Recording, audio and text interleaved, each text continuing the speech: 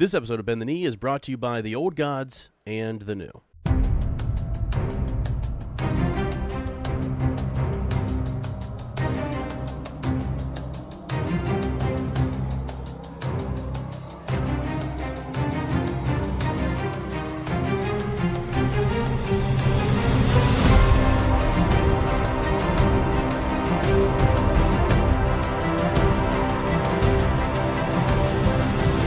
Hello and welcome to Bend the Knee, a Song of Ice and Fire podcast. I am Sir Matt, the Bud Knight. And I am Sir Ezra the Watchful. Welcome to our Song of Ice and Fire book club. Today we are discussing Chapter 47, Eddard 13 of A Game of Thrones. And in Fire and Blood, we will be discussing A Time of Testing. So, Yeah. Everyone needs it, you know? A time of testing.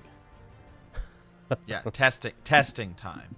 Yeah, get ready, guys. We got a couple quizzes for you. All right, We do a quiz of Ice and Fire. Yeah.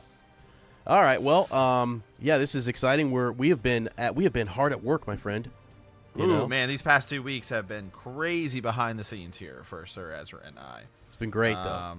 It's been great. There are so many new listeners, so many new people into the Facebook group and following us on social media and contacting us, and we are doing our best to catch up and try to make sure we welcome everybody in a timely manner. So for those of you who we're working on stuff we're still working on that. I know some people send me some ravens, and I've responded and kind of been going back and forth with them. So I just wanted to let those people know it's great, man. There are so many new people into the realm here right now. So yeah, it's been great. It's I think, you know, as we prep for the show, we've tried to update some things. So we have some channel updates we want to talk about. You know, so we'll get in that here in just a second. But first of all, my friend, how you doing? How you been? Man, I'm good. I just started. I started my new job last week. We recorded, so things are going great there. You know, now that I'm working only 8 hours a day as opposed to like 12 hours a day. Yeah. So that's good, and I have more time to do things, which is nice. Yeah, I'm like, oh, this is cool. I can do things, dude. And now I'm back to a Monday through Friday, and so it makes it a lot easier to work with Sir Ezra. Yeah. So now we have Saturdays and Sundays. We're recording on a Saturday right now, so that's nice. So we just have that extra time to record and work on the channel and do things. It's awesome.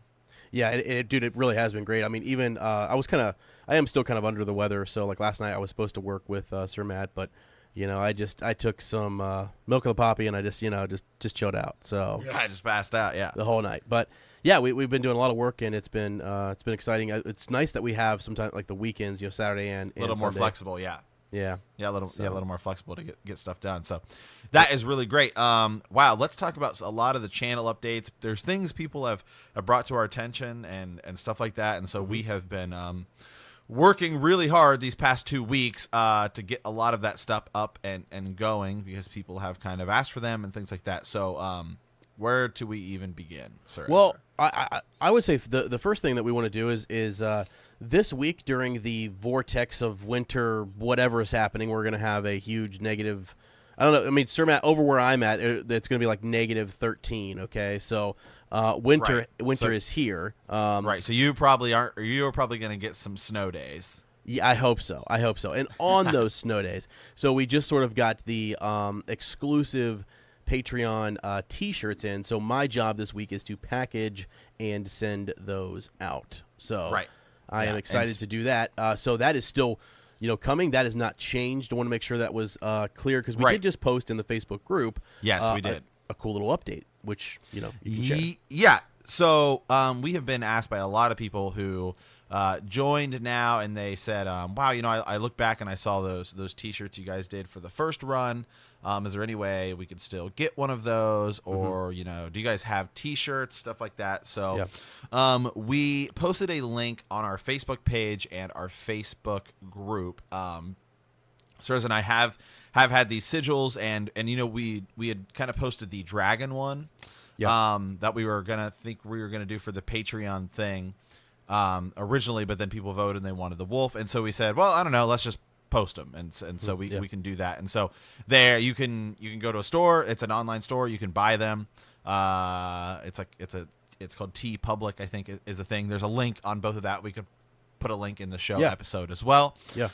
So they're kind of cool. It's like it gives us options to do like whatever you want.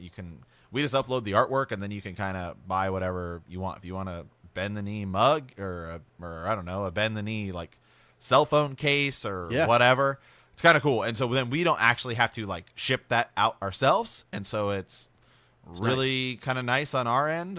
So if you guys want that stuff, it's there. You can do that. But what that means is, I know some people are going to look and they're going to say, well, man, that looks like the Patreon shirt that I got originally. I thought these were kind of exclusive. They are. Yeah.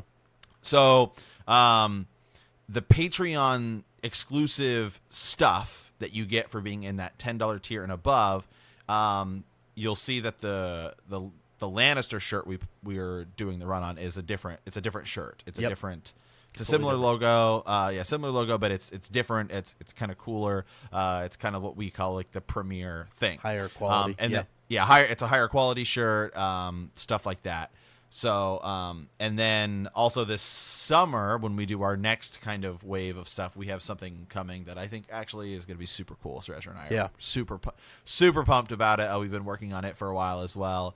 And so that's the thing is you guys still in that $10 tier. You obviously you're getting the extra episodes and all that stuff for being in that Patreon tier, but you are also getting getting exclusive stuff. But so the store is just, hey, if people have requested it, and so we said, okay, here you go.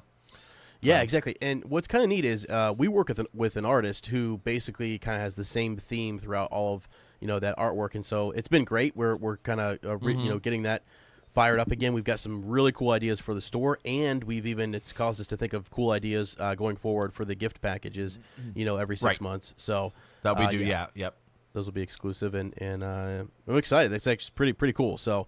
Thought we kind of served both ends. If you don't want to sign up on Patreon, but you just want to grab a shirt, support the podcast, that's an easy way to do it. And we truly appreciate it. Oh, and speaking of that, we've also had some people. I'm trying to remember who. I want to say Lord James Hunter, who is actually a Patreon, patron. But some people have said have sent us ravens and said, hey, like I really want to support the show, but I just don't want to do like a monthly subscription on Patreon. Yeah. And so we kind of looked into how that works, and I guess it's like PayPal donations. So if that's something you are interested in, that's set up too. So we just set that up today. So I know some people had I think 2 or 3. I know one person specifically, but I know we've had 2 or 3 people say that kind of thing where it's like, I just don't really want to do that kind of monthly Patreon subscription thing. But so you have that option as well. Yep. And also going back to Patreon, Sir Ezra, I believe there's kind of a new kind of thing added. There's a new kind of Patreon content. So. Yeah, we're actually kind of revamping that a little bit and getting some more stuff up there because with podcasting, we have this reread that is sort of our what do you call it, like the undercurrent. It's just. I like to think of it as like it's the foundation of the house. All right, yeah, that works. If you're building a house, you can't build a house without the foundation. Right. So, you gotta lay the foundation before you can start thinking about what color the drapes are going to be, or what color the doors, how many doors, what kind of windows, do I want skylights? Does the carpet going to match the drapes? I don't know, right. Okay, right. And so that foundation work is tedious, and some folks like to just jump in, pick out the color of the walls and all that kind of crap. So that is what Patreon is for, where we're posting sort of some of our Green Dream episodes. We just did episode 1. It was something that Sir Matt had been working on, so I'm going to kind of keep that secret. You guys can go check that out there at that tier, and that is $5 and above. And then I have one that we're going to come out with, I think, next month. I have several, actually. I have probably like 5 that I'm kind of working on. It's too much. And since it's too much, I actually created another little miniature podcast that Sir Matt and I do, which is it's just musings. So these musings, these kind of a period of reflection or thought with Sir Ezra and Sir Matt, where we basically tell you what we're thinking about. We give you several different options, several different topics to dwell on, and we ask some of our bannermen and our sworn swords to go look into some of our musings and see if they can bring some textual evidence to help us out or help guide us we're developing a show. So we take a topic, we're developing a podcast on a certain topic, but we're telling those folks ahead of time what some of those things will be, and then they can kind of help us and direct that. So when you leave comments on that particular thread, first of all, it's only open to a certain number of people, and then from there, I will when we record that episode, whether it's on Patreon or it goes on the main feed, because we will have Green Dreams on the main feed, just like the Lothgen Shield that we had before.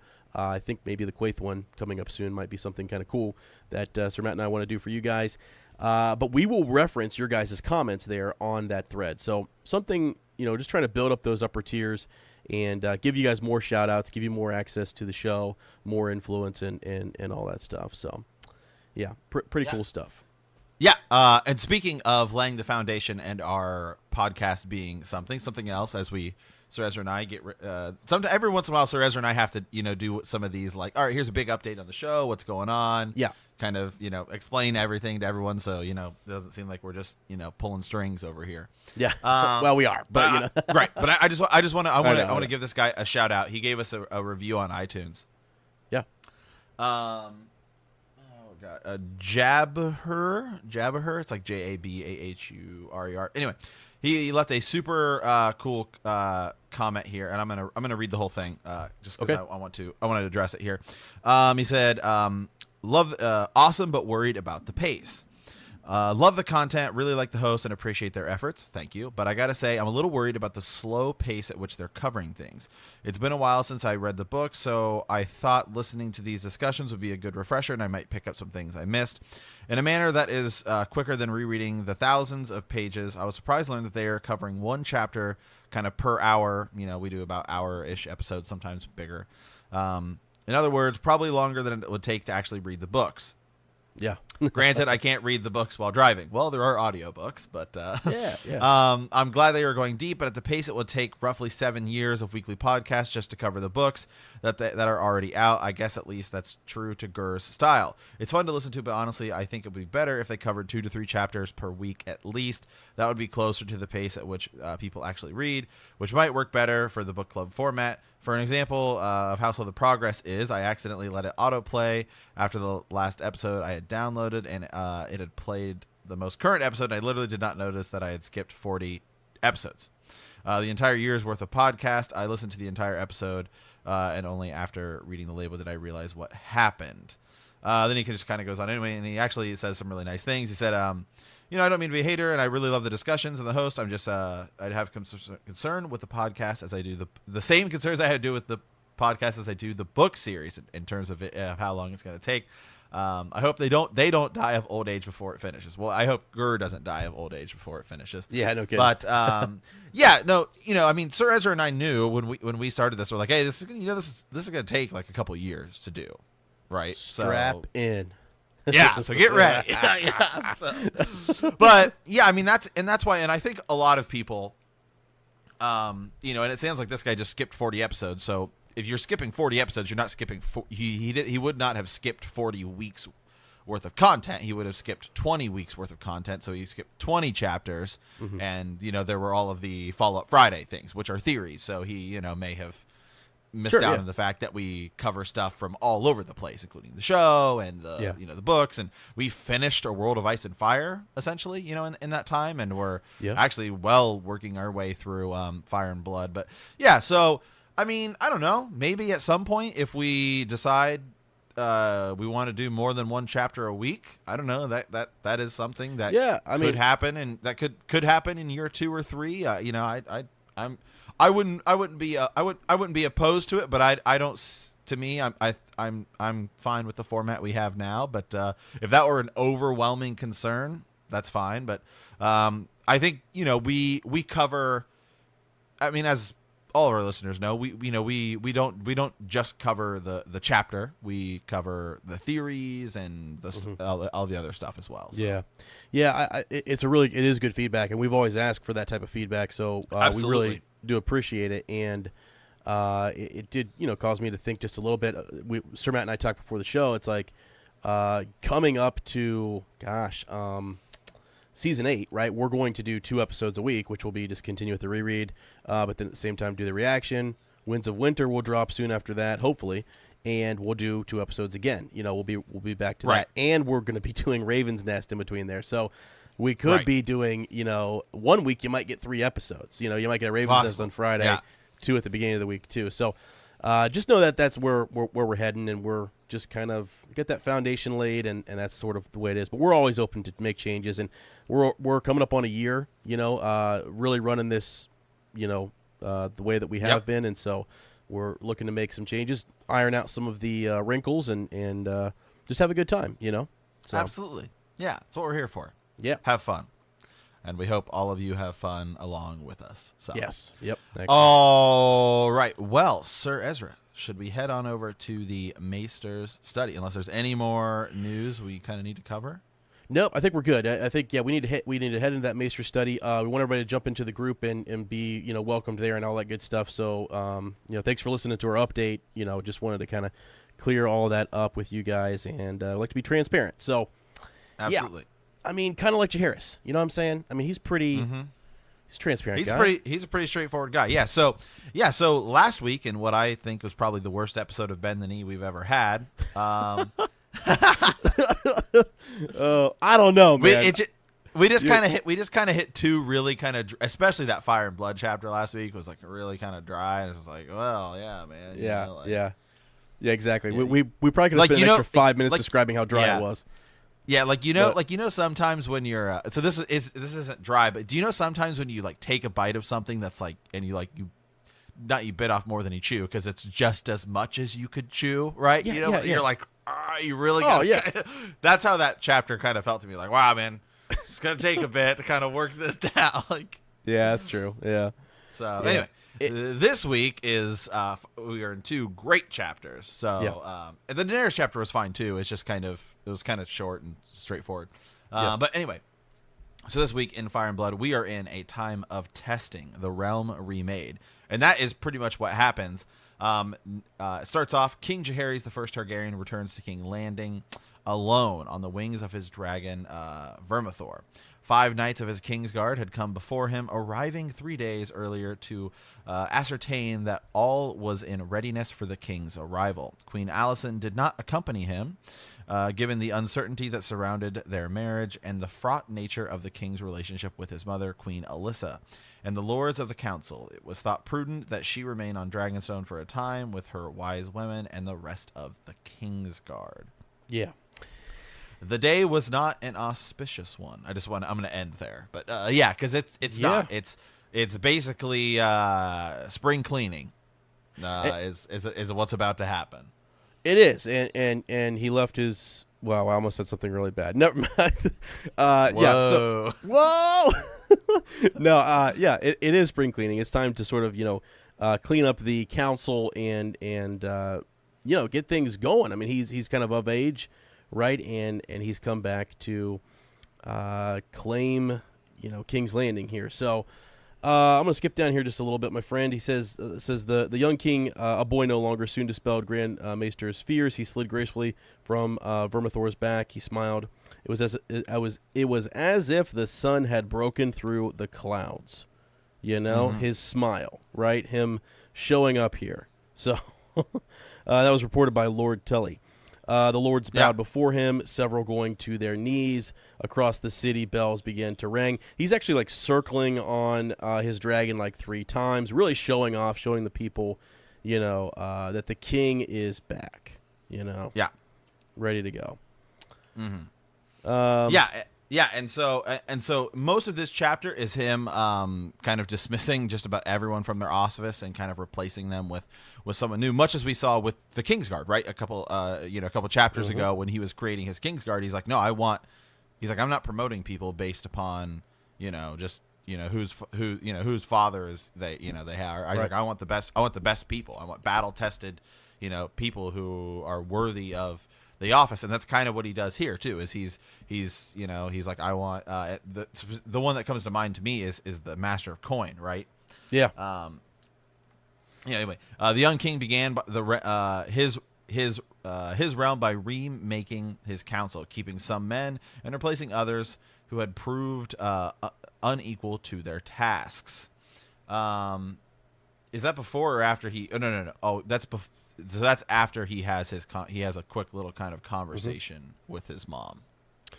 Yeah, exactly. Yeah, so he does. He actually go. You're right. That's the first thing he does. Yeah, I forgot about that actually. So the Dowager Queen, right? A regent no more. Queen Alyssa, was she was present for the welcoming feast that evening. So he goes up, and we don't know what conversation was had there. Remember, she had to send Rhaegar Baratheon on his way, dismissed him as hand because he was basically plotting some treasonous action against Jaehaerys, and so she is just distraught, and he goes up, and when she comes back down, she's got this puffy face. So she had been crying, and really, Rhaegar Baratheon broke her. I mean,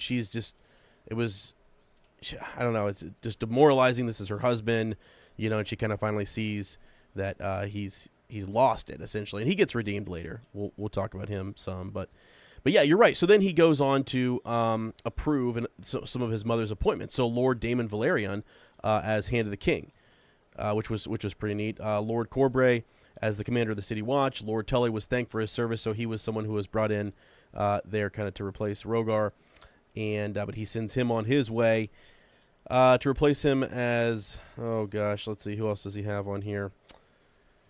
We really need to get to the guy who is the master of All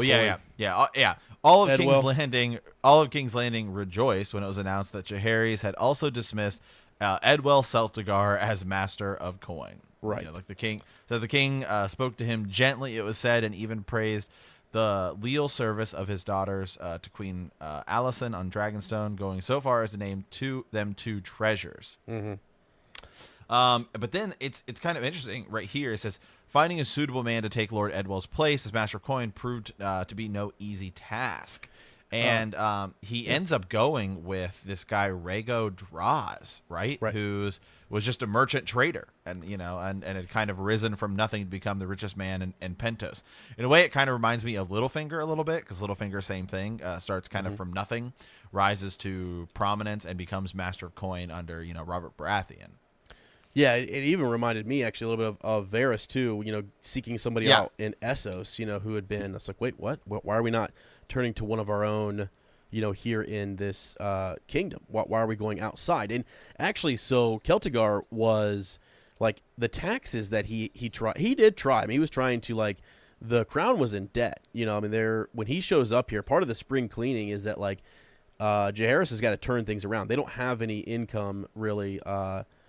Going for them, they owe money, to the Iron Bank and stuff, and so Celtigar was trying to tax the different lords and the people coming in and out of King's Landing, but they were terrible taxes, and nobody could stand it. That's why they rejoiced so much. And then this Rhaego Draz is he's pretty good at it. He has some really good ideas to sort of help him, win back just some of the support from the lords, and then also.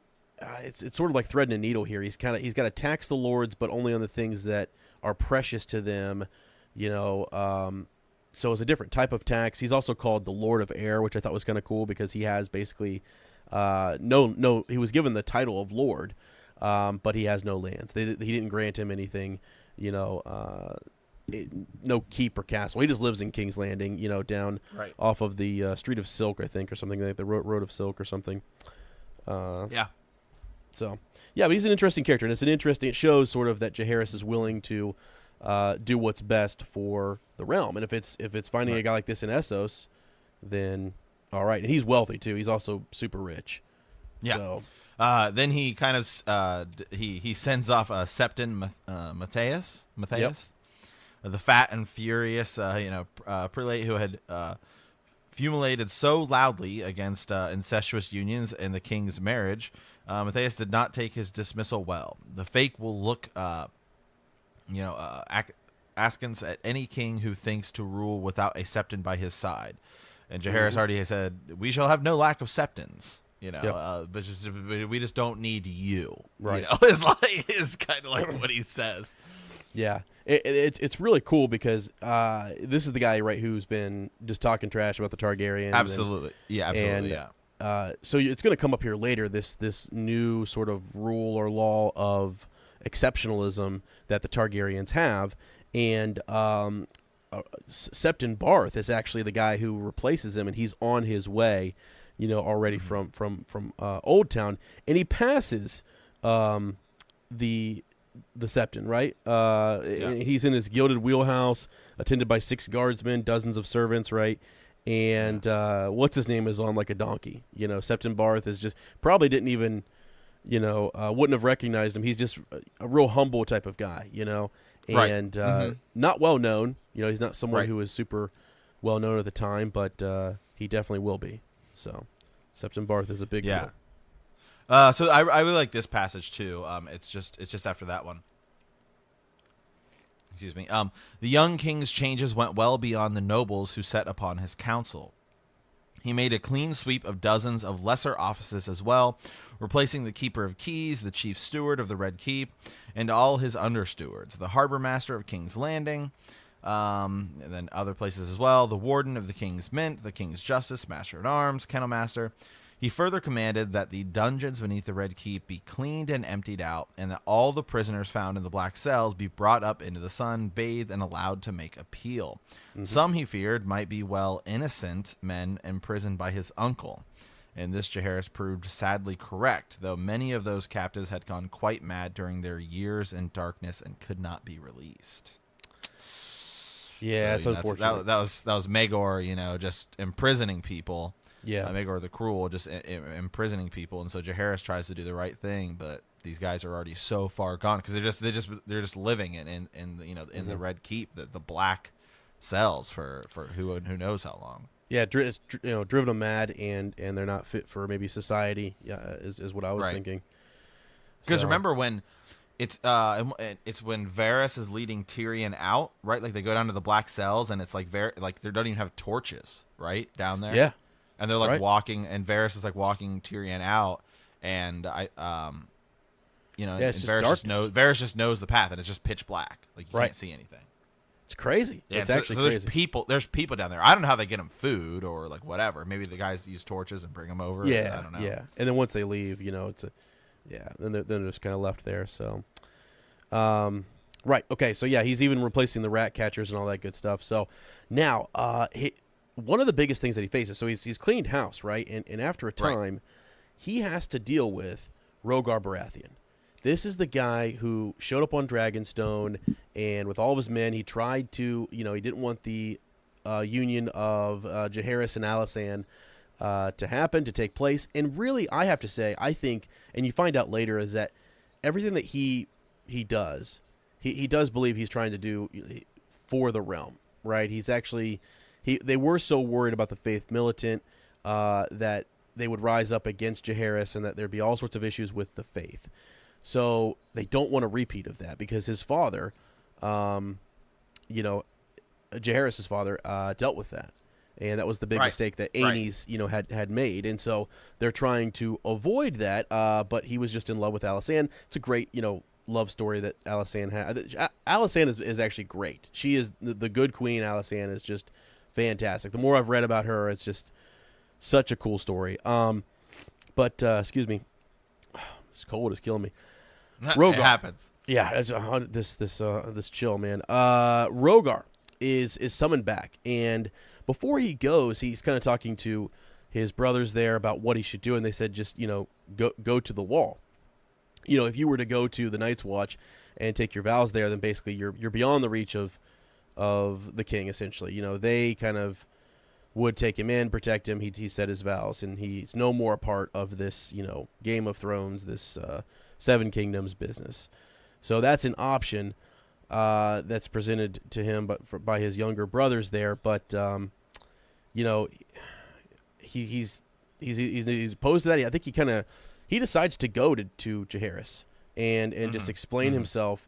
And then take the black if he chooses. Then if he denies me that, then he's going to have my head. He just kind of believes that he's going to kill him. So he's kind of just defeated, And then and by the way, before this, there was that attempt, where he had sent one of his younger brothers over to get Rhaena's daughter from from the Silent Sisters or from the Septas or whatever.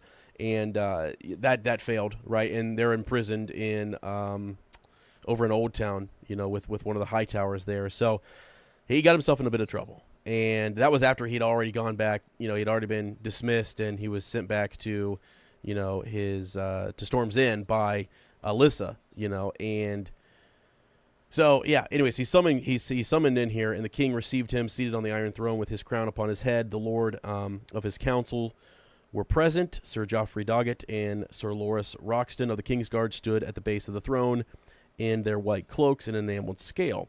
Elsewise, the throne room was empty.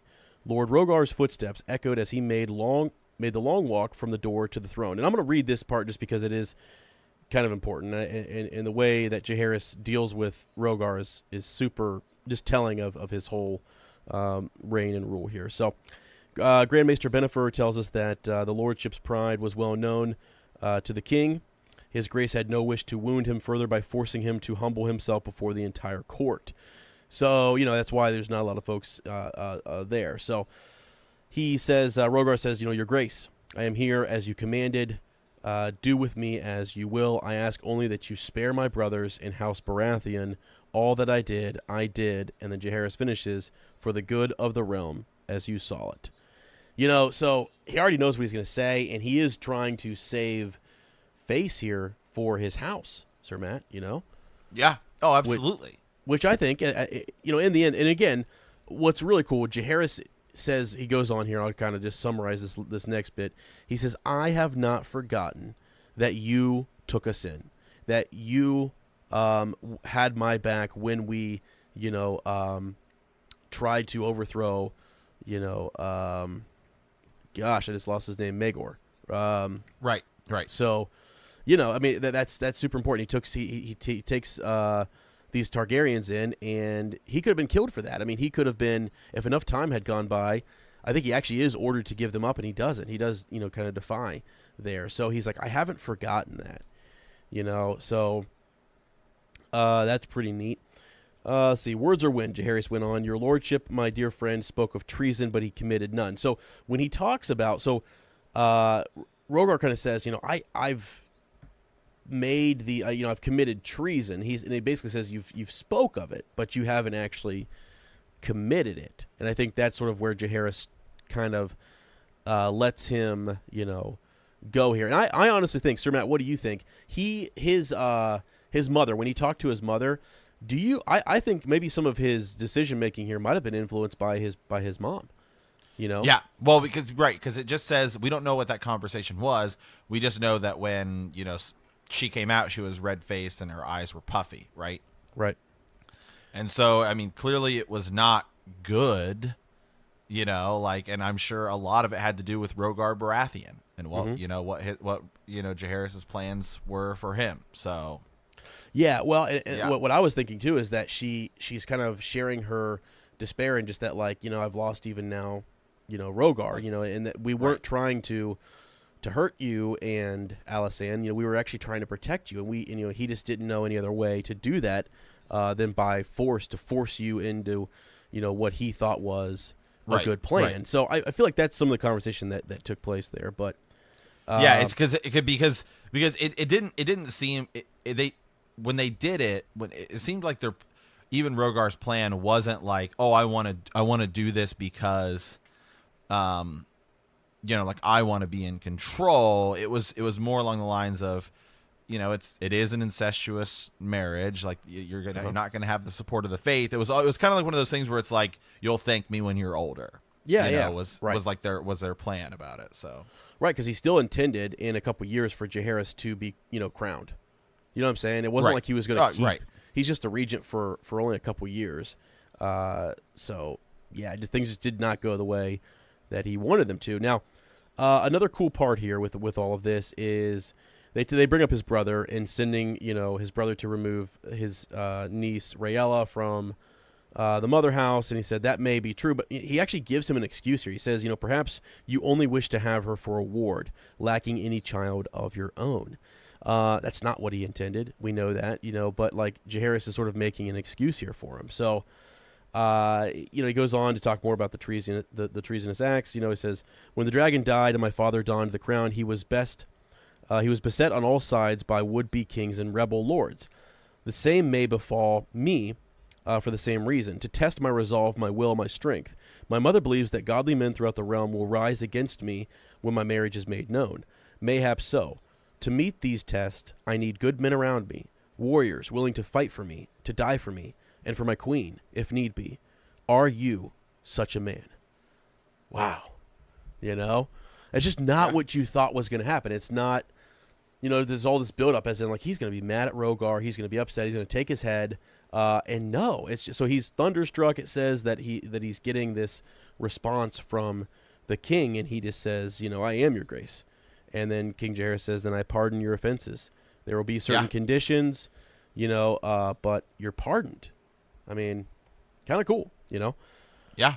And so next it's sort of like some of those conditions, like you got to take Alyssa back, you know? Mm-hmm. Like, you are her husband. Let's reconcile this and take her back to Storm's Inn, where you're going to live out as husband and wife. And, you know, all is going to be well there. And they actually do. And I think it goes really well, you know, until some of the childbirth stuff happens later. But, like, it's good. You know, that's a good thing. And I think Alyssa was willing to do that. You know, they didn't want there to be any shame anymore. I think, you know, he might have gotten a little lusty there during their separation, but then he lives a pretty, you know, committed life to her, because he's happy to be alive, number one, and he's still Lord at Storm's Inn, and he has, you know, the Dowager Queen there with him, and the chance to make more children, you know. Yeah. Yep. So, or, you know, children in general. So he doesn't have any. But all right, let's see. Let's see. Oh, and before we move on from that a little bit, the last thing they kind of talk about is just, you know, Rogar's brother, you know, who actually did kind of commit. He tried to steal, you know, the king's niece and stuff like that. Oren Baratheon. Yeah. So he gets. Yeah. He gets sent off. He gets sent off, and he never comes back to Westeros. He never returns. No.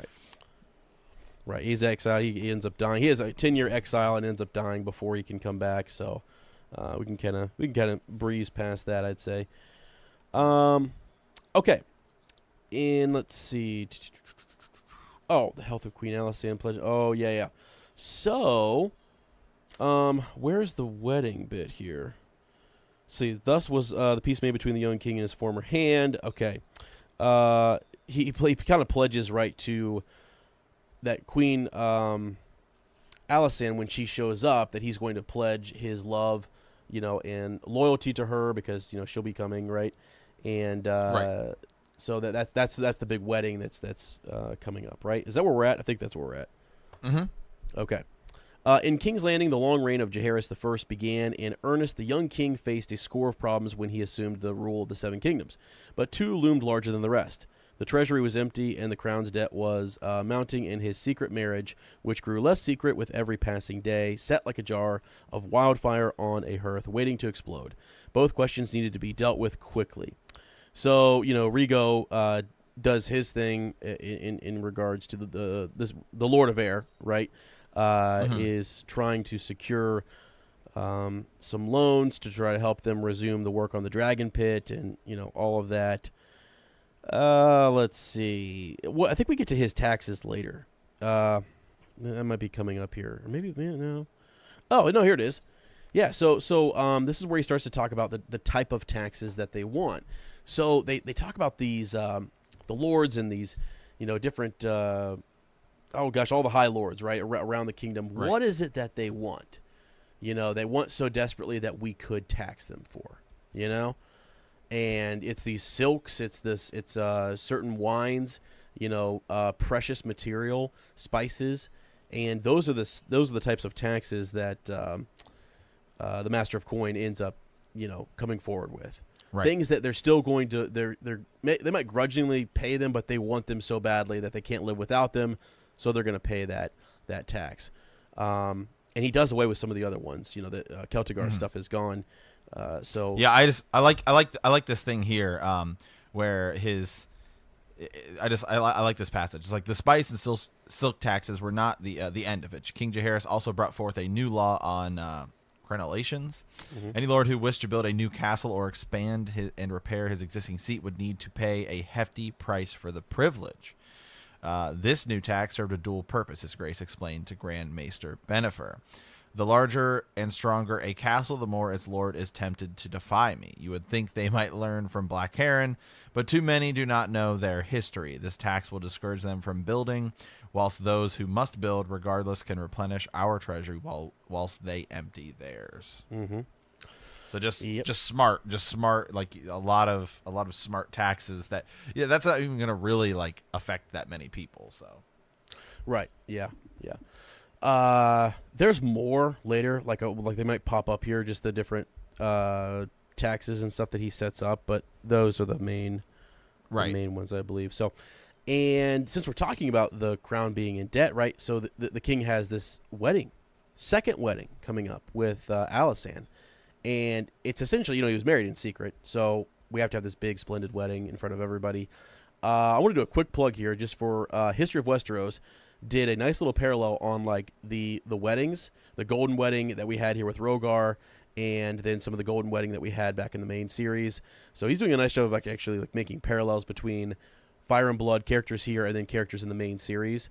And so I thought Sir Matt and I might look at that, for a Patreon exclusive, situation. I just thought of it as I was looking at how Jaehaerys is preparing differently than the big spending that took place for the Golden Wedding. So, yeah, it's smaller. It's more intimate. And Septon Barth is the one who actually ends up pronouncing them man and wife beneath the Iron Throne there. So, and it's cool. Right. Rhaegar and Alyssa are there, which is nice. So everybody's happy. Rhaena flies in. Again, Rhaena, the Queen in the West, right? So that's a whole nother, I think that's coming up next chapter where we start to talk and learn more about her and what's going on there. But she has a couple demands that we'll get to in this chapter, but she has been doing her own thing, basically, staying too long, what's the phrase? She's, wearing out her welcome or something, Right. That's right. Sort of the theme with her. Yeah. But yeah, she comes in on Dreamfire, and she's there to visit her daughter, Arya. So all is well. Let's see. Oh, yeah. So the best part about all of this, Sir Matt, is, yes, this time there's one addition to this wedding, which is a bedding, Yeah. Yeah. I think we were talking about starting a petition. I don't know why this isn't more of a to bring back the bedding ceremony. What happened to this tradition? You know what I mean? Like I think of my buddy Tom, and I'm just like, why did we not, get the, like, how do we know? You know what I mean? Like, is this marriage how do we? Yeah. Is it consummated? What's going on? You know what I mean? Did we? I don't know. Just kind of funny. There's a great picture, by the way, in Fire and Blood of the bedding ceremony, if you're interested, which I am. So, so yeah, that's definitely it's cool, because that was the whole thing, is that Rhaegar was kind of waiting to see whether or not they would consummate the marriage, and there's the whole plot where he sends over the girls in waiting to kind of seduce Jaehaerys, and there's that evil book that's going around and all that craziness. It sounds like Jaehaerys did not succumb to any of that, and he and Alysanne actually get to consummate their marriage here, and they're truly in love, and it's all super, super cool. So yeah. Okay. All right. I think is there anything else we want to cover in that, or do you want to go ahead and move on to the reread? Well, the last thing that I think that we probably should know about it is just because we're going to pick up with Queen Rhaena later. Just that her demands for her daughter. That was one of the big things that kind of came out of it towards the end of that chapter. She demands to have her daughter back, and her daughter has been at King's Landing for a long time, and she doesn't want to go back. She doesn't want to go with her mother to Dragonstone. So now that Jaehaerys is like king outright, he has no children, and Rhaena's daughter is it Arya Targaryen? Mm-hmm. She is the heir, actually, for a time being. She is the legitimate heir, and so she's in King's Landing for a while, and she loves it. She's just surrounded by. She gets all this attention, and then later on, she's asked to kind of go back with her mother. So I don't know. That was something there towards the end, and then at the very end, it kind of wraps up with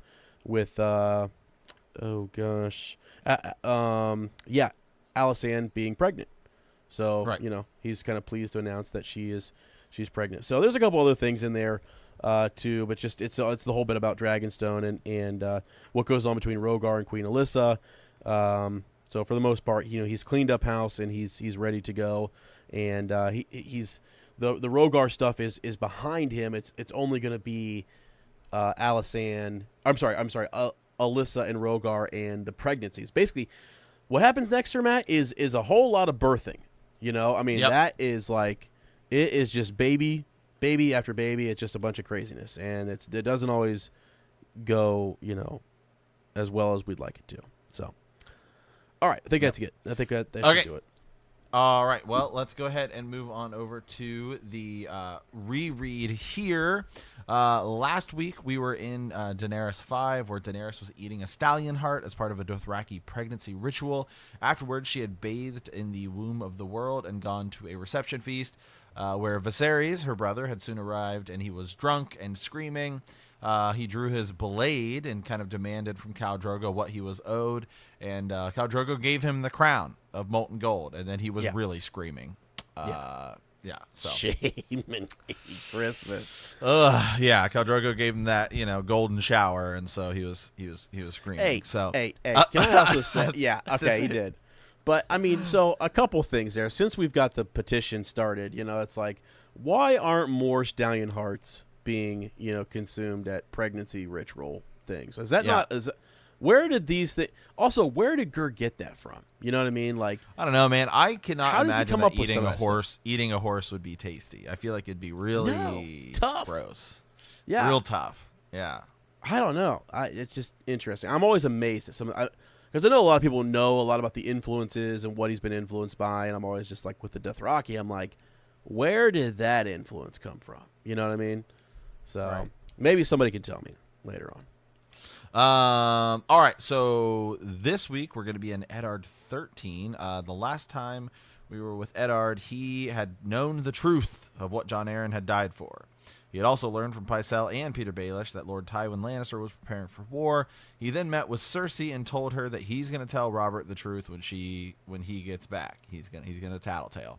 Offering her the chance to flee and save her children, Cersei tells Ned that is a big mistake. So, this week, Eddard 13, Ned learns that King Robert has been mortally wounded by a boar. In his will, Robert declares Ned the regent. Afterward, Renly Baratheon urges Ned to seize the royal children to secure his power, but Ned refuses. Ned writes a letter offering the throne to Stannis Baratheon as the rightful heir.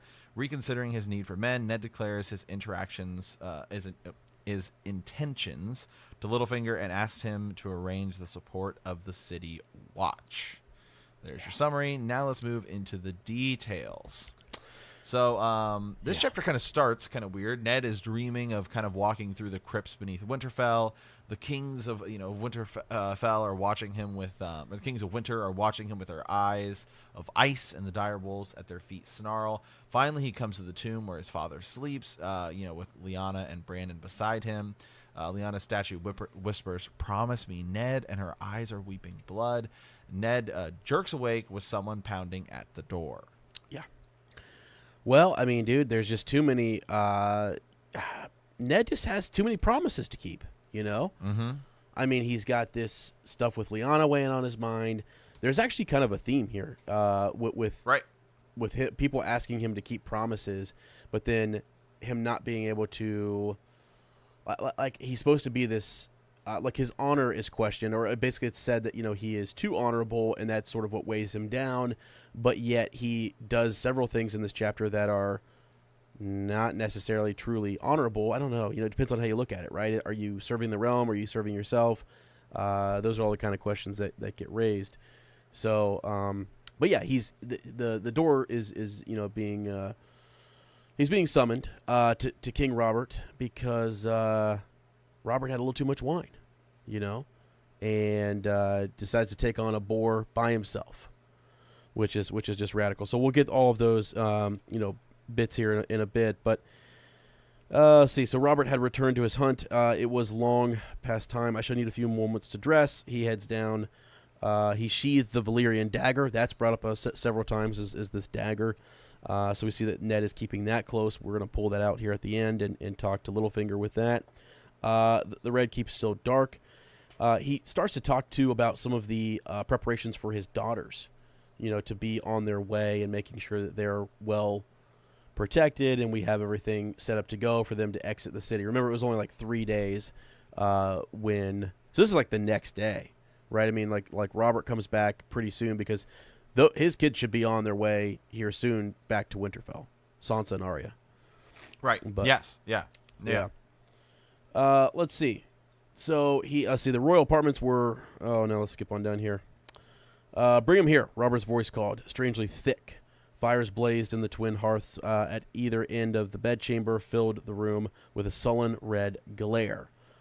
The heat was suffocating, so he's freezing, right? Because death is on him, and so they've got all these fires just ablazing in there, and Cersei's laying, she's sitting on the edge of the bed. His brother is there walking back and forth, and it's pretty. Actually, one of the coolest parts of this chapter was when he looks at Barristan Selmy, right? And his face, he's as white as his cloak. I mean, right.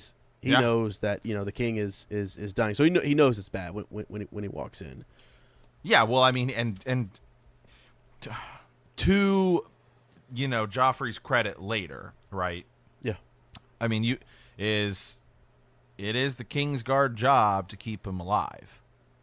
Yeah, I mean that it is, and not that I ever want to give Joffrey credit for anything, but I mean, in at least his argument for wanting to kick Barristan Selmy out is the last two kings you served both died. So there is at least some legitimacy to his argument. Not his, there's no legitimacy to his claim to be king, but at least to his argument for Barristan Selmy. But yeah, that's for sure. Good point actually, because you feel kind of bad for Barristan later, but because we know it's unfair, but at the same time, he's more of that that clear and present danger. That's what he's looking for, and this is super, stealthy attacks against the King Robert. So I don't know. It happens right in front of him, and he just doesn't see it. He's just it's like so what if he commands you to stand there? You can see he can barely ride. He can barely sit in his saddle, and then he's going to stand down against this boar. It's just it is unfortunate because that's what Eddard asked. He asked Renly, where were you? Where was everybody? Yeah, where was it? Yeah, absolutely. You need demanding answers, Yeah. So, they informed him it was this boar. Remember, they were after the White Hart, and they couldn't. I don't know. It was was it killed? I think it was killed, right, by wolves or something, and they end up hearing about this great beast, this monster, this devil of a boar that Robert enjoys hunting, and so Lancel is just making sure he's got plenty to drink, and he likes to drink a lot anyways. I almost wonder if there wasn't a little bit something more, though, because that's a guy who can really hold his own when it comes to drinking. Right. Yeah. Right. So, yeah. Oh, absolutely. Yeah. I mean, because he, it makes you think. Does. Yeah. It makes you think that there might have been something else in it, or it's just one too many. I don't know how you would lose track that quickly. I don't know, because that's all he does is drink, and stuff. So it just. There's got to be more to it. But, so Robert stinks of death, and, he even says that. I mean, Robert Baratheon is actually this is a pretty cool chapter for him. I know he dies here, but it's like you see different sides of him come out. He's sort of... where he talks about how he should have been a better dad. He talks about stuff like that. And a lot of that stuff isn't in... that stuff isn't in the show. You miss out on a lot of that. The show, it's a pretty condensed scene. Right. Yeah. So he actually, when you get to that, it seems like he lets his guard down when he dismisses everybody, right? So he tells everybody to leave. Cersei tries to stay, and I would say she tries to stay because she thinks Ned is going to tell him right then and there, that something's up, and. If he would have, and if they would have summoned, I mean, man, the what if game here, he just doesn't press it, and I don't know. You almost wonder what if he would have pressed this issue with the King's children, right here. It just completely Yeah, different. Robert might have gotten crazy upset. I don't know. I don't know. I don't know. Yeah, It's tough. It's might tough have because killed you could just imagine someone coming in and being like, what are you saying? The king is dying. I think it would have backfired. Yeah, it could have. Ultimately. Right, and also they could have been mad raving. They could have called it mad raving because you're just trying to take advantage of this situation, all that crazy stuff. So you're right, that could have happened too. So, yeah. So he just explains to Ned more that he killed the bastard. He was proud that he gets him with like a dagger through the eye. So Right. he like missed his thrust with his lance or spear there. And, right. So. But he kills him, and this is where he starts to kind of talk about. He says, "What's his name found him?" Right. So remember, Ned had sent someone to inform him about the mountain, and what's going to happen there, and he didn't tell the Hound. He made sure not to tell him because he wants, that'll be a nice surprise for him later. Is what he said. But he talks about Dany and how, Eddard is right in that she's just a girl, and that he shouldn't be afraid of her for that, and that Eddard was the only one on the council who would actually stand up to him and say no. He's just surrounded by these, I don't know, people who aren't giving him good counsel, and they are just manipulating and using him. Oh, absolutely, yeah. But I mean, that's kind of his own doing. He's the one who picked him. Yeah, well, it's also though just he's just not a good. He's a great commander. He's just not a good. Good king. And actually, they talk about that. He kind of says, that he thinks he's worse than the Mad King. And Eddard says, no, not worse than the Mad King. He does do a lot of good. And he did, show a lot of mercy and kind of pardon, a lot of folks and things. So, and he keeps it, the realm is for the most part peaceful, except for the Greyjoy kind of, rebellion.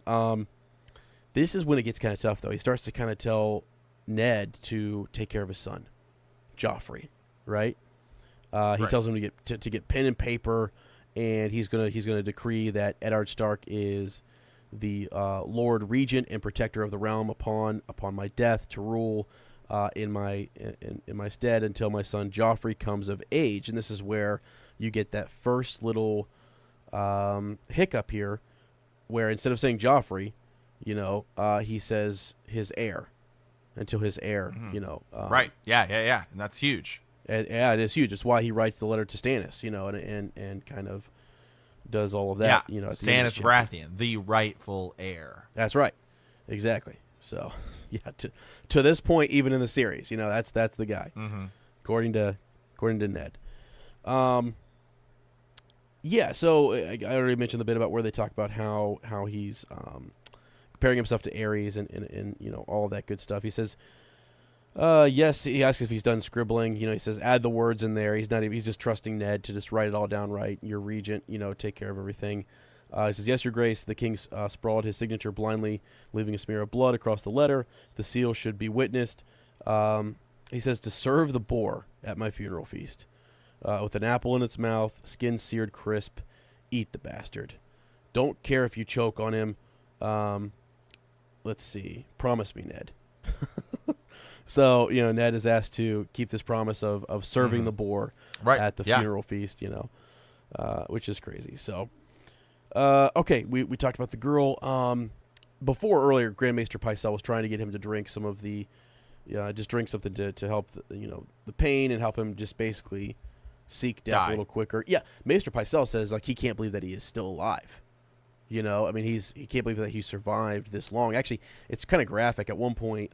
So really graphic here, what I'm about to say, but his brother kind of says, Renly is talking about how with his entrails out, he's still standing there holding his entrails, driving this dagger into the boar. He's like, he just will not die. He's just one of those, he's a fighter. So anyways. All right. What else we got here? Let's see. Oh, so he talks about the twisting of the words, right? So of the of his children. So when he wants him to take care of all of his children, he thinks to all of his bastards, and he feels like that's something that he can actually help Robert with, is that he's going to be able to do that. So Let's see. Good, he said, smiling. I will give Lyanna your love, Ned. Take care of my children for me. So there it is. He thinks of Maya in the Vale, Gendry at his forge, and the others. He says, I shall. Guard your children as if they were my own, he said slowly. Robert nodded and closed his eyes. Ned watched his old friend sag softly into the pillows as the milk of the poppy washed over the pain from his face, and then sleep takes him. So, boy, and they sort of basically he's not going to live long at all. Great Mr. Pycelle kind of can't believe that he's still there. Let's move on here a little ways because he basically takes off out of the chamber. He's talking to Sir Barristan Selmy, and Varys walks up. Right, they talk about Kevin Lannister and his role with the wine, but I mean, at this point, what's done is done, and you start to get the suspicion that the Lannisters are super involved still, and what have you. Right. Well, because he starts to talk to people, right? He starts to talk to, this where he talks to like Varys and Littlefinger and, Barristan Selmy about what have been going on, and this is like kind of the second part of this chapter. So the first part is kind of, Robert dying. The second part is like what's coming next. What's gonna happen, right? Right. Yep. So yeah, that's where Renly catches up to him, right on the bridge afterwards. Yeah. Yeah. And this is so super important. It's crazy to think what's happening here at this point in time. Renly is not actually even thinking about his own pathway here. He's really trying to help Eddard, and he's trying to seize Joffrey. He's got his men there, and we need to take and seize the king. The person who has the king will have the power. And it's like that's just something that Ned doesn't want to do while his friend is dying. And I kind of get that, but at the same time, it's crazy how Renly and these guys who have been in King's Landing know the Lannisters so much better than the Starks, and they know what they're going to do. And he's warned, He's warned by Renly. He's warned by Littlefinger to move, to take these certain steps, to take this action. And, he just doesn't, No. Because he's doing the honorable thing here. Right. So. Who do you think Ned should have listened to? Renly, actually. Yeah. This is the one area I like. This is this is one of the one areas where I agree with. I like Renly. I mean, I like Renly. Somebody had mentioned before. I feel like you just bash Renly. I just don't think Renly was kind of. To me, it's like Stannis is the obvious choice. That's right. Yeah. Stannis is. It's like Renly. Where is your claim coming from? Right. Like, yeah. It'd be one thing. It'd be one thing if Stannis didn't want it and Renly was saying, "I want to be king." Well, then it'd be easier. Like it'd be easy to make Renly, king. If Stannis just like, "I don't want anything to do with it." Right. Like if Benjen Stark wasn't in the Night's Watch and he was like, "I want to go be king," I'm sure Eddard would go follow him because I don't think Eddard wants anything to do with it. Yeah. But that's not the case. So it's just kind of hard to make that claim. Right, I know, and right now, as it stands here, Renly has not been persuaded, really. I mean, there's probably been whisperings in his ear, maybe, as to make the moves that he makes later, but right now he's just looking at securing that Baratheon claim to the throne through Joffrey. And I don't even, Renly's not even talking about whether he's a true-born heir or not. None of that is really what's happening here. And what's crazy is, Ned had also just told the queen to leave and to take her children, and she clearly doesn't, know? So he should know that there's some fight, to come here. She's sitting in the bed in the bedchamber. The kids are still there.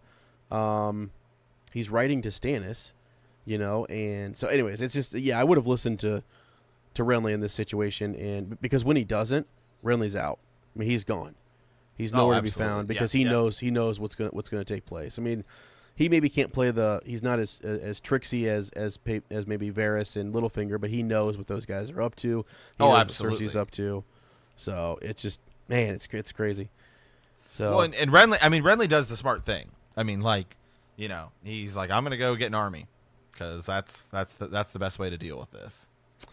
Yeah, well, and they even if you're in Renly's shoes, because Stannis hasn't at this point we have no idea. Stannis isn't even in this book, right? We hear about him, but like, right. So if you're in Renly's shoes, I would go do the same thing, or I'd go rally with my brother. You know? Right. You'd head back because right. because right now that the Lannisters are about to if Ned's not going to listen, then he's doomed. Is basically what he's thinking. Is that like so? I've got to do what I can to make sure that we have a claim to this, and we're not just sort of swept aside.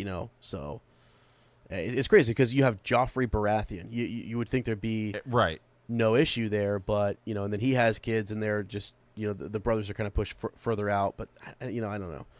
Well, they both know. They both know. Well, Stannis definitely knows. That's what I was getting to. Stannis definitely knows because he was there with Jon Arryn. So you would also have to think that Renly probably knows. That was my question. Does Renly know? Because that's why I think. I don't know. I don't know if he. Anyways, yeah. Because if he does know, why? Maybe he would understand why Ned is doing what he's doing. You know what I'm saying? Like. Right. Unless he's just willing to deceive everybody and say, like, we're going to pretend for a while, we're gonna grab Joffrey, hold him hostage essentially, and kind of through him continue being in power, keep the Lannisters in check until we are ready to gather our forces and then release that he is, not a trueborn, of Robert Baratheon. So, okay, let's move on a little bit though, right? Okay. Let's get to the part where basically Littlefinger kind of rolls in here, right? So he says, I want Littlefinger. And he tells his men to go get him, go in and out of the whorehouses, try to find him, bring him to me. And, he's on his way back. He actually takes the king's letter. It's sealed and everything.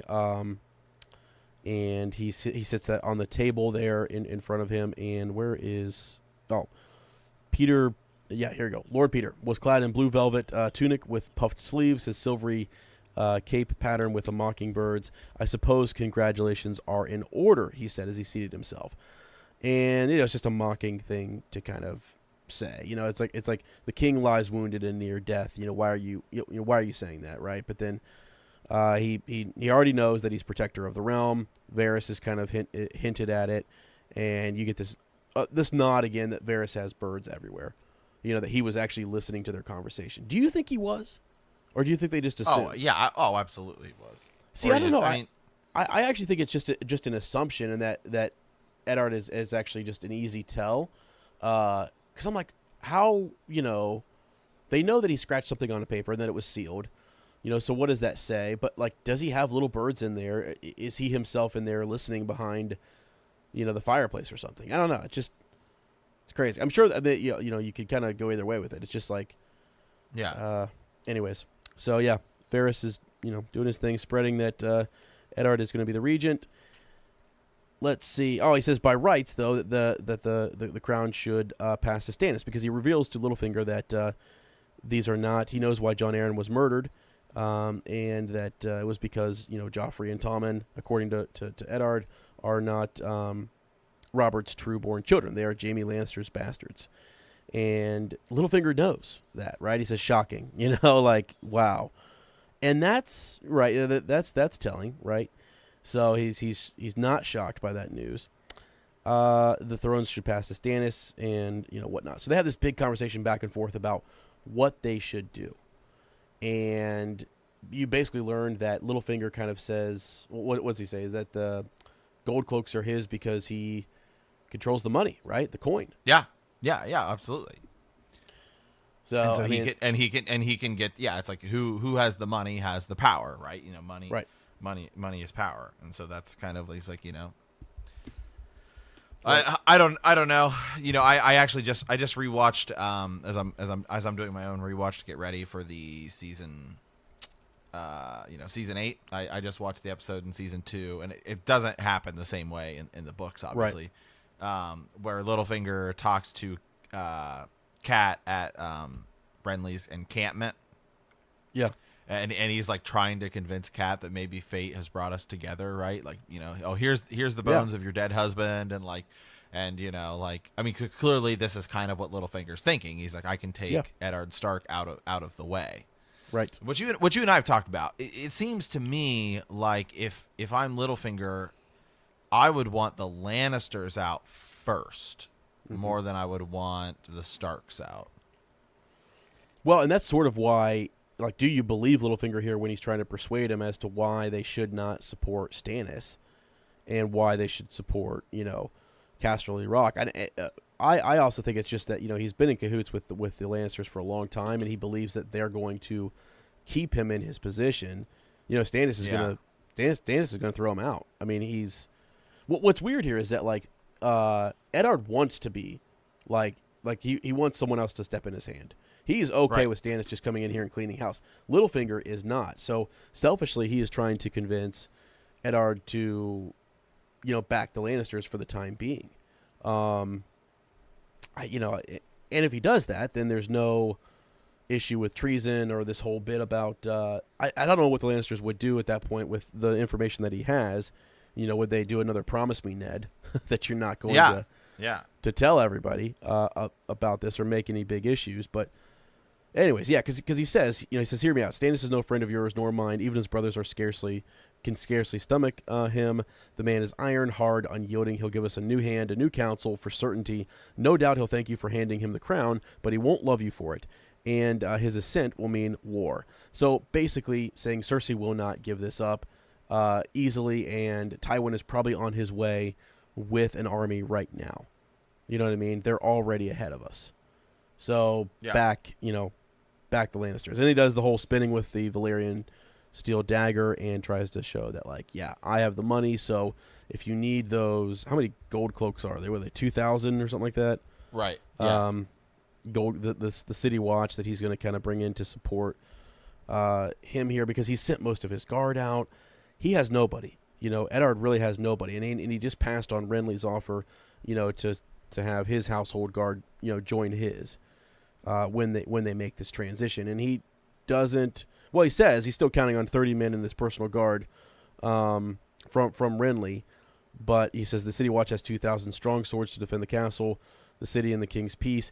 And this is where Peter kind of mocks him, basically saying, "You want to ask me to do this, but you won't say the words. It's kind of like you want me to pay them and bribe them to be on our side, but your honor won't let you do that." When it's like, was he honor bound to change a few things that Robert said, or to not tell him the whole truth there when on his deathbed? Is Eddard picking and choosing when he's telling the truth and being honorable? Right. Well, that's kind of, as we know, like how kind of the whole series works, right? You have characters who they have virtues or a path or whatever, and then as soon as they stray from that path, that's what ends up being their major downfall. We see that with kind of Robb. Robb does really well. He seems like and Robb is always like, no, we have to be smart about our decisions. We have to be smart about our decisions. We can't do, this, and this. And then he blows off the Frey girl and, marries someone else, and then he's dead. Same thing with Eddard, right? Eddard is a very righteous, virtuous character. And as you said here, he kind of does a little bit of deceivery. Yeah. And kind of, Yeah, it's interesting. It's just I don't know. He's complicated, man. There's the promises he has to keep, just the, try. And I think it's also, the way Gurr's writing style, and that's basically the end of the chapter, by the way, guys. He hands him the dagger back and sort of indicating that he's going to pledge the gold cloaks to Ned. So, but he wants him to sort of say what you actually want, but he's like, I won't make you say it, although I should. And chapter ends, but. Yeah, the way Gurr writes, it's like these characters are ambiguous, and they're not wholly in the light or wholly in the dark. They're somewhere in the middle. There's a spectrum. There's this range. Right. They're gray characters. Yeah, which is life. So. Okay, though that's it. It's a pretty neat chapter. You learn a lot about Littlefinger, and you learn a lot about Robert Baratheon. His end there. It's nice to sort of have him. Have that little resolution piece there where he's actually saying good things. He's coming from a good place, and all around seems like he would have been a great. I mean, Eddard says he's more than a brother, and so he really meant a lot to him. And he actually has this moment of grief that I kind of passed over, where he's just back in his chamber, grieving for his friend, because his time is up. So, all right. On to any other cool connections there, Sir Matt? Nope, that's it. Okay, cool beans. On to Send a Raven here. I thought this was I pulled this from we had the Raven's Nest a couple weeks ago, and we've gotten some follow-up stuff to that. So if you want to talk about some of those topics, we're more than willing to talk about those here in Send a Raven. We won't go into too much detail or depth here on this, because we can get carried away with this for a while.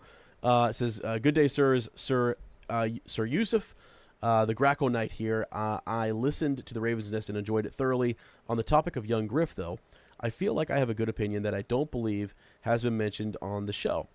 I'm sure it has been thought of, though. Illyrio, just Illyrio, in Tyrion 2, Book 5, let's see. He's got a quote here. A maiden, ? I know the way of that. He pulled a locket out of his sleeve where inside was a painted likeness of a woman with big blue eyes and pale gold hair streaked by silver. We know actually that's the end of the quote there. That's a reference to Illyrio's younger wife, right? That he has, right. Or something, that he was super in love with. We know that the Targaryens have to have both both. I guess he means both two Targaryens to have that Targaryen look in order to breed. When they do breed, they have those purple eyes, and that silver hair. But this girl is not a Targaryen, based off of the description there. Doesn't Griff have big blue eyes when we first are introduced to him? To me, it seems clear that Aegon is the son of Illyrio and his young second wife. And that's interesting because, he does come from Illyrio's. That's someone who's kind of, trying to bring him forward as a true Targaryen. His hair is dyed. His eyes look a little different based upon that hair color. But I just thought it was it is not something I've heard people talk about, in that maybe this is Illyrio, because Illyrio has that blonde hair as well too. He's got blonde. Right. He does. Yeah. Yeah. Hair, and so this girl, and maybe they make something that looks close to a Targaryen child. I don't know. And we don't really get the full look of Aegon quite yet, just the way he's kind of incognito right now. So, well, we do actually once he makes his way across, to Westeros. So, but anyways, yeah, I don't know. I don't. What do you think about this, Sir Matt? Yeah, I don't know. Doesn't Griff have big blue eyes when he's first introduced? Yeah. Well, it's because his hair is dyed, right? And so that's what makes his eyes different. It's got that purplish tint. Right, because he's meant to look Tyroshian. That's how Tyrion figures it out. Mm-hmm. Is Tyrion says, "Yo, you're," because when Tyrion figures it out, he's like, "Oh, your eyes your eyes appear blue because your hair is blue. It changes the color of your eyes." It's kind of like how I think when Dunk first meets Egg, he talks about his eyes and how he has big blue eyes too, and it's because he's bald. So his, the silver doesn't. The fact that he doesn't have big silver hair doesn't make his eyes seem purple. Yeah. Okay. Can I ask you a question? So, this does kind of, with young Griff, I mean, is young Griff an actual Targaryen, a Blackfire, or maybe even like a Valerian? Well, right? Valerian. First of all Blackfires are Targaryens. Okay. Let's get that out of the way. Get that first. Yep. Yeah. Because Daemon Targaryen, then he becomes Daemon Blackfire, was a bastard child. It was legitimized. He not only was he legitimized, both of his parents were Targaryens. Come on. So let's get that out of the way. They both should look. I mean, any Blackfire, would look Targaryen. Yeah, because they are. Because they are exactly. Yeah. Well, I mean, except for through the female side, it depends on who they're marrying. I mean, all of that kind of even the Targaryen. Okay, for example, I mean, Baelor Breakspear doesn't look Targaryen at all. Right. You know what I mean? Right. So, Daemon himself, Blackfyre does, but do his sons, do his descendants look like? We've got Meleys the Monstrous. But I don't know that House Valerians share have that similar thing. Yeah, they're with like platinum hair, blue eyes. We just know that they also have Valyrian blood, and so they also have been known to have to be able to ride dragons, right? Yeah. So well, yeah, and they marry often. They often marry into the Targaryen line too. That was sort of right. Yeah. So just because of the eyes, it's hard to say, But then again, if Jon Snow is a Targaryen, then maybe the Stark line clearly must beat out the Targaryen line in that one because he looks just like a Stark. So yeah, just like the Baratheon line too. Remember, Ors Baratheon, right? Is the supposedly bastard brother to Aegon the Conqueror. Which is crazy, right? Yeah. So anyways, I guess my question is just with young Griff is like, could you have someone like Illyrio and a younger wife or whatever make a child that looks close to a Targaryen? You know what I mean? Who would be right? Could you? Yeah, that's probably tough. Possible. That's probably possible. It could be possible, but I feel like it's also tough, though. You know what I mean? Like that's not. Right. Like to preserve the Targaryen, that's why the Targaryens, have the ancestral marriages because they want to keep those bloodlines. Their bloodline, it's pretty weak. Pure and stuff. So, I don't know. It's just kind of fascinating when you think about young Griff and where is he actually, Rhaegar's son? Yeah, or or is he somebody that Varys and Illyrio propped up? Right, or somebody that, hey, it's possible, Aegon IV slept with just about every woman in the realm, so, there's a lot of Targaryen blood out there. So, what I'm saying? Yeah, oh, absolutely, yeah. So, I don't know. It's interesting. I'd have to do a little bit more digging just on that, the characteristics of that first wife or that younger wife of Illyrio's and Illyrio himself. I do know that, Illyrio and Varys, they obviously have something to do with young. A lot of people think Varys is a Blackfyre. Sure. Yep. Mm-hmm. Yep. So, I don't know, man. Kind of cool to think about. I actually have a couple in my dreams. This is going to lead me into Man the Wall here. Some of my topics that I have coming up are things like, who will young Griff marry? Just taking a look more at him, who's going to be in his Kingsguard. The High Towers and young Griff. I've got a couple different topics here laid out for Green Dreams for Sir Matt and I to discuss down the line. So those are some of my musings that we have going on with our patrons. So if you're interested in participating in that conversation, definitely check us out there on Patreon. And we'll include you in that discussion. So absolutely. Also don't forget to send your ravens to btkcast@gmail.com. Always want to mention that because we are working on another Raven's Nest, and that is coming up, absolutely. Here soon. So, all right, Sir Ezra. Now let's move on over to Man the Wall. Yeah. So in Man the Wall, something new we want to add in here for our high level patrons. Want to give them all shout outs at the end of the show because they help us a lot. Help us with running the show here. So we have Quentin, Ghost of Harrenhal, Peter Whittingham, Lord Adam Parker, Amanda Richardson, Lord James Hunter, and Lord Jason Ross. Thank you guys all so much for your donations every month. It's super, super helpful. So those are our bannermen. Those are our bannermen right there. So super awesome stuff. And those are the folks, too, that you'll hear on Raven's Nest. We've got a few other folks who were in at Sworn Sword, and, just based upon numbers, we were able to get a couple of those folks in there, too, which was kind of cool. So if you're interested in that, definitely sign up. And then, as I said, when we do voting and we run certain topics by our patrons, that's, our bannermen are who we run them by. So.